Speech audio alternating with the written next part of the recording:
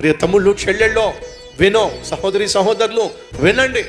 చిరు ప్రాయంలో నువ్వు ఏ అలవాటుకైతే బంధించబడతావో, ఏ అలవాటు చేత నువ్వు కట్టబడతావో, చిన్నప్పుడు నువ్వు ప్రయత్నం చేశావు, అందులోంచి బయటపడాలని, ఆ ప్రయత్నంలో నువ్వు విజయం సాధించలేకపోయావు. ఇంకంతే, అప్పటి నుంచి వయసు పెరుగుతుంది కానీ అలవాటు మాత్రం అలాగే ఉండిపోయింది. ఒకసారి ఆలోచించండి, 20 సంవత్సరాల క్రితం నీకు ఏ బలహీనత ఉందో ఈరోజు కూడా అదే బలహీనత ఎంతో కొంత నీలో ఉందా లేదా ఒక్కసారి ఆలోచించు.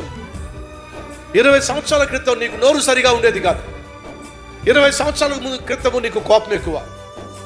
20 సంవత్సరాల క్రితము ఎవరైనా వర్ధిల్లుతుంటే పైకి వస్తున్నట్లయితే అస్సలు ఓర్చుకోలేకపోయేవాడివి, అసూయపడిపోయేవాడివి.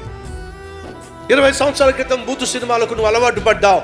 20 సంవత్సరాల క్రితము ఏదో విధంగా నీ శరీరాన్ని పాడు చేసుకుంటూ వచ్చావు. కారణం ఏమిటి? ఒకప్పుడు నువ్వు దేనికైతే బానిసవై బంధించబడ్డావో అదే ఈరోజు కూడా నేను అదే బంధకంతో కట్టిపడేసింది.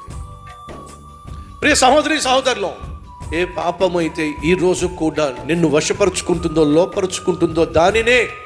దేవుని మహాకృపతో, శక్తితో ఈ రోజు నువ్వు తెంచుకో. బలహీనత నిన్ను వెంటాడుతూ ఉంటుంది.